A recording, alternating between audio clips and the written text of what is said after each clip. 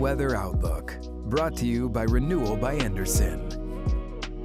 Crisp air, fall leaves, and chilly nights. Fall is on the way. And while we're not really seeing signs of it in the trees just yet, we want to make sure you're ready for what can be a transition season in our region. Thank you for joining us. I'm First Alert 4 Chief Meteorologist Steve Templeton, joining you from lovely Lafayette Park.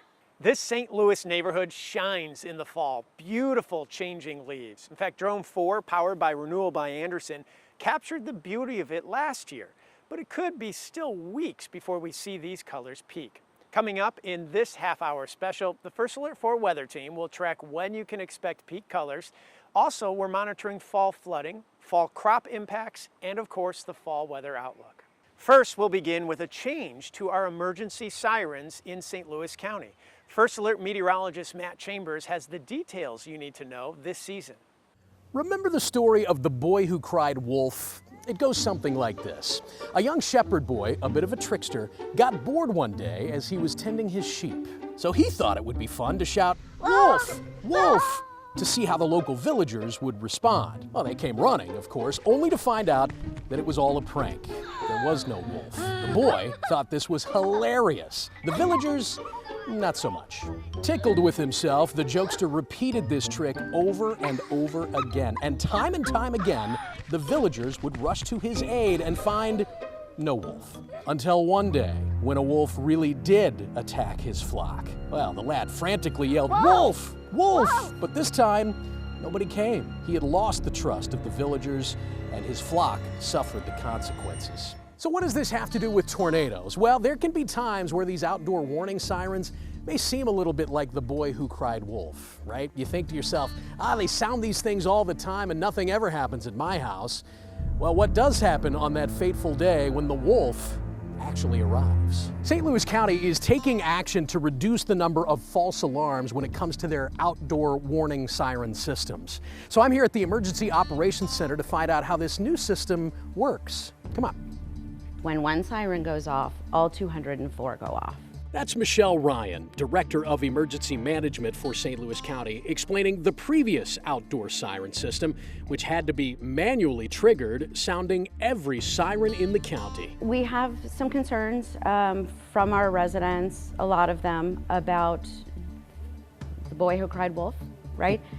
Siren fatigue. So, to combat that, we are moving to an automated activation instead of a human pushing the button. And instead of every single siren sounding within the county, we're going to a zoned system. This is a map of every single outdoor warning siren in St. Louis County. But notice in the new system, it's divided into 3 zones, north, central, and south. Let me show you why that's such an important change. Before these zones were devised, a tornado warning like this one, focused mainly in St. Charles County, would have sounded every tornado siren in St. Louis County. Why?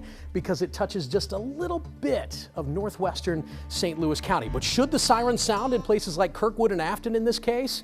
No, they really shouldn't. With the new zoned system, only the sirens shaded in green would sound because that's the zone the tornado warning touches. Here's another example. This is a tornado warning that touches parts of the central and northern zones, so those 2 clusters of sirens would sound. Again, it's a more focused approach. And of course, if there's a warning that impacts most of the county and touches all 3 zones, all the sirens are going to sound. This is an improvement, yes, but it's still not a perfect system, and here's an example why. This tornado warning would focus mostly on the city and the Metro East, but still, since it barely touches all 3 zones, every siren in the county would sound. Is it perfect? No, but it is unquestionably an advancement. You might be wondering to yourself, isn't the National Weather Service in charge of sounding the sirens? Actually, that couldn't be farther from the truth. Explain the role that the National Weather Service plays in sounding outdoor sirens. We have no role in sounding the sirens in particular. We issue the warnings that trigger the sirens, but we do not sound the sirens. So who does? As Matt Beitcher with the National Weather Service explains, that depends. It really does depend on your municipality. So what we recommend is just call your city, call your town, call your county, and figure out who's sounding the sirens so that if you do notice an issue with them, if a siren doesn't go off, or you have a question about the monthly test or something like that, you know who to call. Matt and the team at the St. Louis National Weather Service office were a part of this improvement process in St. Louis County, helping to divide the area into the new siren zones. We put a lot of effort into making sure we don't overwarn people. It makes perfect sense to not warn parts of the county that are unrealistically being alerted. St. Louis County aside, there is an unsettling patchwork of rules and regulations spread across various municipalities when it comes to who sounds the sirens and why they choose to sound them. But I applaud St. Louis County for taking this creative step to reduce the false alarm rate. Because the next time the First Alert 4 weather team shouts, "Tornado, tornado!" we have to be sure that the villagers are still listening. I'm meteorologist Matt Chambers, First Alert 4.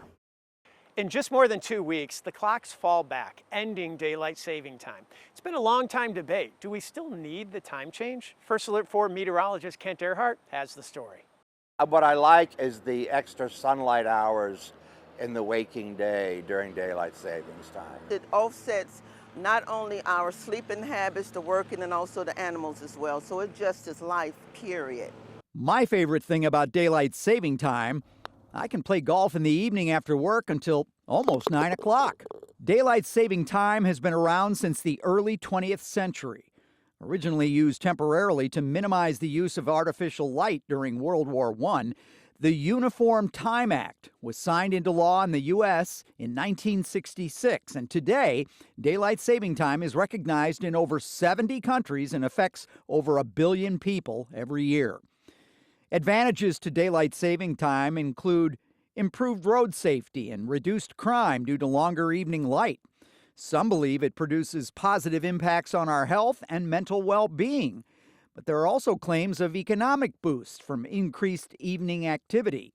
But the most important disadvantage to daylight saving time is disruption of our sleep patterns, and in particular, our circadian rhythms, which may result in long-term health issues. That sudden shift in our internal clock can cause spikes in heart attacks and strokes. Also, the disruption of our sleep during the transition periods may negatively impact productivity and business efficiency. But there's a movement afoot that is gaining momentum to stop changing the clocks twice a year. But that begs the question, which is better, standard time or daylight saving time? Scientists and physicians believe that converting to permanent standard time would be the best thing for human health. And the primary reason is that our bodies seem to care mostly about morning light. If we can see natural sunlight in the morning, it can energize our minds and bodies, helping get us off to a good start, and a good start can lead to a happy, productive day. There are several bills being considered in Missouri and Illinois that would stop the time change. But for now, it's going to start getting dark a lot earlier on Sunday, November 2nd at 2 a.m. I'm meteorologist Kent Earhart, First Alert 4. Along with the nicer temperatures and fall colors, the season can bring something less welcoming, flooding. Our First Alert 4 meteorologist Leah Hill is tracking fall flood warnings. St. Louis will never forget the Great Flood of '93, the 2019 spring and summer floods, and the historic flash flood, July 26, 2022. Every event tells its own story of devastation and recovery, from the people impacted to the rescuers who put themselves in harm's way. We're obviously here to do whatever's necessary to save a life. You might think lightning, tornadoes, even hurricanes are the deadliest weather threats, but in 2024, floods caused more fatalities than all of them. According to the CDC, over half of the flood-related deaths were in vehicles. We always worry about that sense of it's not going to happen to me, right? We see that a lot with people driving into floodwater. High Ridge Fire Department Chief John Barton says his water rescue crews try to anticipate where problem spots will be. At the ready, his drone, teams of boats, and fire trucks. Water rescue is pretty personnel intensive. Up to 24 people may be needed for a water rescue. When we're going into these scenarios to perform a water rescue, we're going into the same hazardous environment that someone else chose to go into. And, you know, unfortunately, there's been instances where responders have lost their lives trying to make a rescue. Just last year, a firefighter died during a swift water rescue near Columbia, Missouri. It really puts everybody in danger just because of how unpredictable it is. The High Ridge Fire Department told me they only performed 4 water rescues this year. That's because of the ongoing drought and low water levels. The drought we're experiencing is a double-edged sword. On one hand, we need the rain. This drought monitor is updated every Thursday, and moderate to severe drought conditions have been expanding across the area. But on the other side of that coin, when it comes to the flooding, the lack of rain is a good thing, and that dryness is preventing these flooding conditions from even occurring. Our 90-day forecasts on flooding are largely contingent on initial conditions. And our initial conditions right now are If flooding were to happen over the next few weeks or months, it would take a significant rainfall event, such as a tropical storm in the Gulf bringing us moisture. We should always be prepared for such events. have a plan of escape, no matter what you're doing.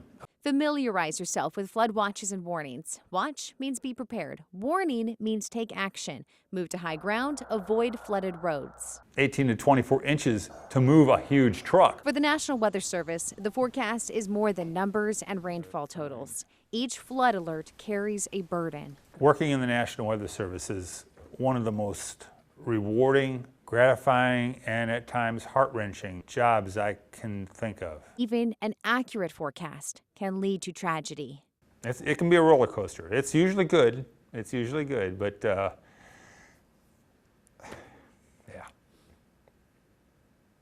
A reminder that for every flood watch and warning, for every water rescue of the firefighters, there is a weight of lives on the line. Leah Hill, First Alert 4. Still ahead on this Fall Outlook special, we are nearing leaf peeping season, so we talked to the experts about when you'll start to see fall colors and the best spots to see them. Before we go, our first fall trivia question. True or false, green leaves actually contain yellow to orange pigments, which are masked by the dominant green color. This Fall Weather Outlook is brought to you by Renewal by Andersen.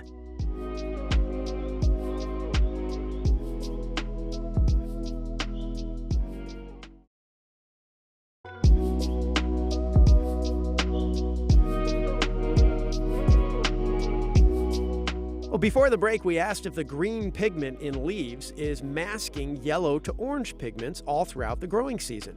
This is true. Chlorophyll produces the green color during the growing season, but fades in the fall, revealing some pigments that have been there all along. The signs of the season, from green to multicolored, it's one of the most beautiful sights in the fall. And our area is one of the best places to take in the fall foliage. First Alert meteorologist Kristen Cornett is tracking the timing for leaf peeping.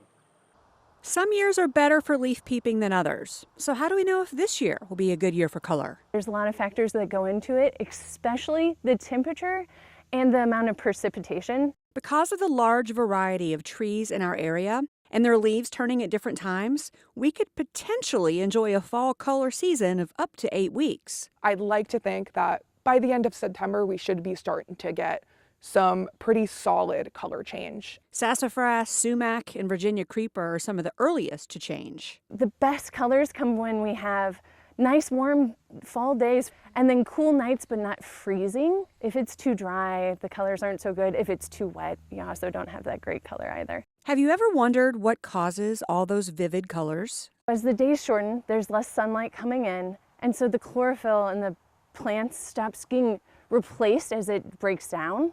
And that allows the carotenoids, the yellows and the oranges in the leaves, to really be visible to the human eye. While the season lasts for up to 8 weeks, our peak is usually around the same time. End of October is when we usually see peak in this area. That is when maples, ashes, hickories, and oaks are at the height of their fall display. Kristen Cornett, First Alert 4. Time now for our second fall trivia question. Heat can be hard to shake off sometimes in the fall, so what is the record for the latest 90-degree day in St. Louis? Is it October 1st, the 15th, the 30th, or November 5th? The answer after the break. This Fall Weather Outlook is brought to you by Renewal by Andersen.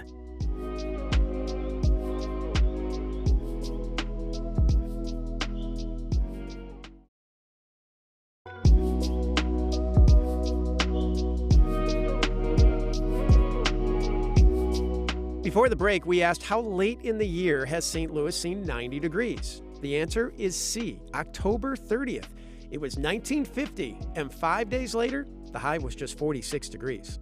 Now we want to introduce the newest member of our First Alert 4 weather team. This is Chance Gotch. He's a St. Louis native. He's been forecasting weather in central Missouri for years, but it's got to be exciting to be forecasting for your hometown now. Yeah, just born and raised in the St. Louis area. Super excited to be back. Diehard Cardinals fans, Blues fan, and just great to be back in the area, and couldn't be happier to be here. We're happy to have you. We're already putting them to work too. For this fall weather special, Chance has been looking into planting for the season and how you can prepare your home garden for the changing weather.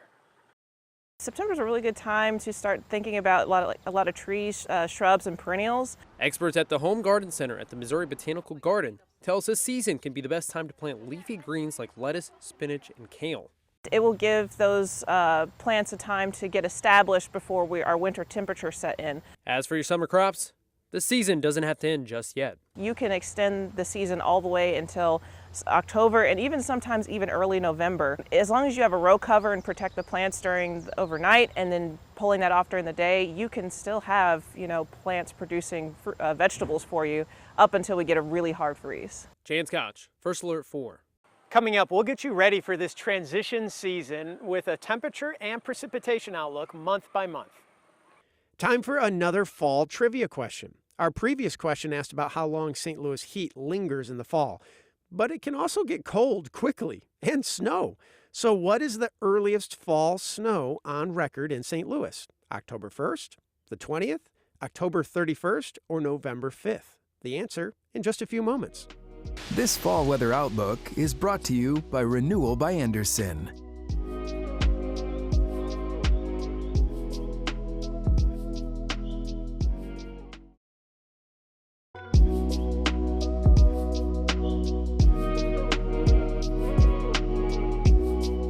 Before the break, we asked what is the earliest measurable snowfall on record for St. Louis? It was October 20th, 1916. Just a tenth of an inch, but it counts. Summer heat in our region tends to hang on through the early weeks of fall, but prepping for the Friday night lights must go on. We talked with local teams prepping for fall sports in summer-like temperatures. Prepping for the fall football season can be strenuous enough without early fall heat. I always tell the guys, football is definitely not made for the summertime, but just trying to find solutions. At St. Louis Priory School, head football coach Riley Swanson starts practice inside on a sweltering hot day. Everything that we do in here translates to the football field, and that inside we can still get the work accomplished that we want to get accomplished. And when they are outside, they're monitoring the kids constantly. Body language is the most important sign. A head down, guys taking the knees. That's when we know we need to take a break. It's kids that kind of stop sweating, kids that are kind of pale and kind of look clammy. Along with guidelines from the state, coaches and athletic trainers use a specific measurement tool to determine safety. That wet bulb temperature, while it takes in the normal ambient temperature, it also takes in the angle of the sun, cloud cover, relative humidity, and stuff like that. And as Priory gets its season underway, team leaders tell us it's vital for players to take care of themselves before even stepping on the field. Certainly eating a great meal the night before. Usually the preparation, try to encourage these guys that the night before is really, really important. Keeping safety a top priority as they await the kickoff for crisp air. Fall is a true transition season, as we can start off hot, thinking summer will never end. Kind of like the hot stretch we've been going through. Then the chill settles in, and oftentimes by November, we're talking about snow. So what is the outlook for this fall as we transition from lingering heat to the taste of winter? Well, last September was warmer than normal, and this September will be too. Despite starting off cool with what I call false fall, Mother Nature brought back the heat. And going forward, expect temperatures to come down a bit, then finish noticeably cooler at the very end of the month. Rainfall is really needed, and we do have chances in coming days, but it won't be enough as we end September drier than normal. Now, October records show us that we can have highs in the 90s or lows in the 20s. Last year trended warm with the 14th warmest October on record. And I expect that trend to continue. A warmer than normal October, perhaps top 20 warmest, is possible again this year. And rainfall will be sparse with a drier than normal month. This likely delays and mutes the fall foliage peak to at least early November. Now, despite being the 13th warmest November on record last year, we still managed to get 3 inches of snow at the end of the month. But overall, it was a warm and rather wet month with almost 10 inches of rainfall. This November will likely have some wild swings in temperatures, which adds up to being slightly warmer than normal and near normal rainfall. But expect some ups and downs with quick transitions from mild to chilly. Thank you for joining us for this special edition of First Alert 4 at 6:30, the Fall Weather Outlook. As we track this season's changes, be sure to download the First Alert 4 weather app. Turn on your location for updates for your specific area sent straight to your phone. We'll see you at 10.